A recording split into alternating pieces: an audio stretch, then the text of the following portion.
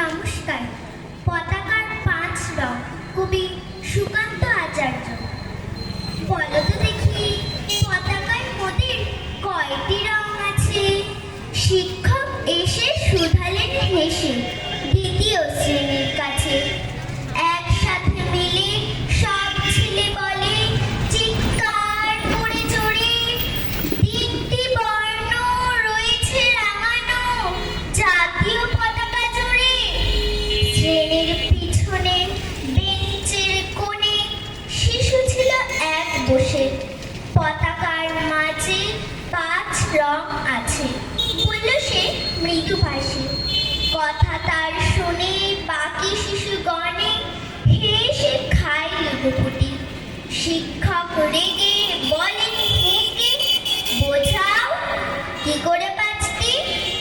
মাথা নিচু করে ভয়ার্ত স্বরে সরল শিশুটি বলে, উপরে গেরুয়া, মাঝখানে সাদা, সবুজ আছে তার তলে, আর আছে আঁকা গোলাকার চাকা, নীল রং আছে এতে।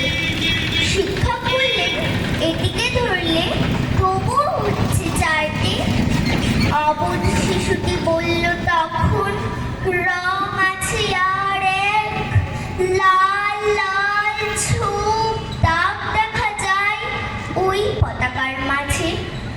বাবাকে যখন আনলে ওরা কফিনের ঢাকা খুলে, জড়ানো রয়েছে দেহখানা তার পতাকা আর ফুলে। রক্তের দাগে ছিল লাল ছোপ ওই পতাকার মাঝে। এই নিয়ে মোট হলো 5টি। এবার তো ঠিক আছে। সরল শিশুটির জবাবখানি কাঁপিয়ে দিল বুক। অশ্রু এলো নয়ন ভরে, শুকনো হলো মুখ। আজও যারা দেশের জন্য করছে বলিদান, স্বাধীনতার শহীদ সম তাদের অমর প্রাণ। হয়েছে স্বাধীন, পেরিয়ে গেছে 70টি বছর। দেশ বাঁচাতে যাচ্ছে যে প্রাণ, রাখছি কি তার খবর? নমস্কার।